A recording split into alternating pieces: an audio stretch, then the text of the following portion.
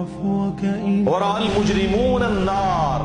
اور مجرم جب دوزخ کی آگ کو دیکھیں گے فظنوا انہم مواقعوها،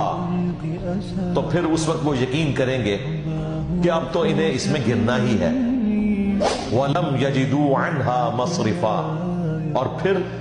اس کو پھیرنے کی کوئی جگہ وہ نہیں پائیں گے، یعنی وہ الٹیمیٹلی ایک مقدر ہوگا، موت سامنے نظر آ جائے گی۔ اللہم اجرنا من النار۔ صحیح مسلم میں حدیث ہے کہ نبی صلی اللہ علیہ وآلہ وسلم نماز کی حالت میں بھی جب کبھی کوئی ایسی آیات آتی تھی جن میں جہنم کا ذکر ہوتا تو اسی وقت آپ قرات کو روک کر اللہ تعالیٰ سے دعائیں شروع کر دیتے تھے، اور جب جنت کا ذکر آتا تھا تو پھر قرات کو روک کر جنت کا سوال کرنا شروع کر دیتے تھے۔